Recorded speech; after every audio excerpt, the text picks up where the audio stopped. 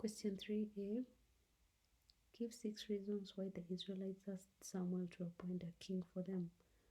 6 marks. Sons of Samuel had failed as leaders because they were corrupt, or rather can just say they were unjust.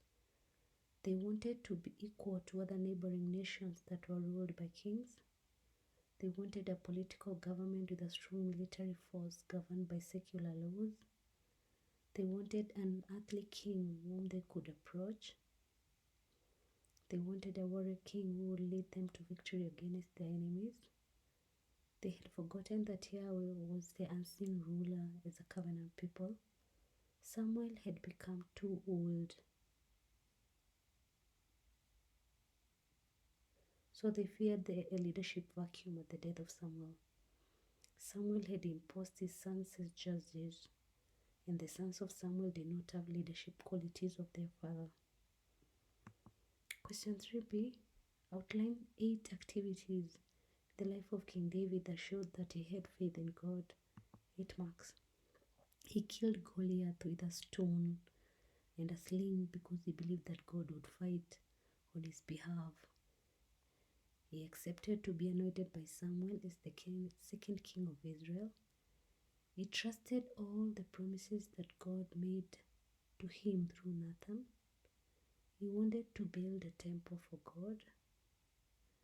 He brought back the Ark of the Covenant to Jerusalem with the aim of making it a center of worship. He accepted his sins and repented. He constantly sought God's guidance. He praised God through song and dance. He practiced justice in his leadership. And he was faithful to God. Question 3c. Explain factors that are affecting true worship of God in Kenya today. 6 marks. There is a devil worship, practice of witchcraft, sorcery, magician, divination, career and employment. Because, for example, some people are too much involved in their careers that they have no time for God. Love for worldly pleasures, peer pressure, elevation of status of education, selfishness. Question 4a. Give 8 reasons why God sent prophets to Israel. 8 marks.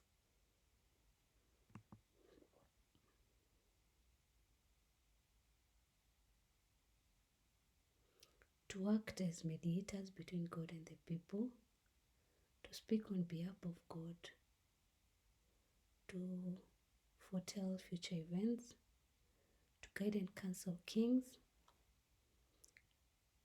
to call people back to repentance, to remind people about the covenant, to condemn evil in the society, to warn people about God's judgment, to make people understand God's nature, to offer sacrifices to God, to anoint kings, to interpret visions and dreams from God. Question 4b. Identify 6 forms of punishment that God would inflict on Israel after rejecting him as prophesied by Amos. 6 marks. God was going to send divine fire upon the nations that had committed sin against God, for example, Syria and Tyre. The fire would destroy the nations for the sins they committed against God and Israel. The second form of punishment is exile. Israel would be attacked by Assyria. The entire community would be deported. They will try to hide, but they will be pursued. Also, the rich will not be spared. The third one was destruction of the marketplaces, public assemblies, and even the rural areas. All their defenses would be destroyed.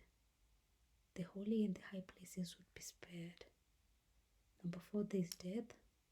Would not be spared, The holy and the high places would not be spared. Number 4 is death. Many people will be killed during the attack, in the cities and in the fields. Everybody will be affected, and there would be no mourners. Number 5, there's attack by the Palestinians.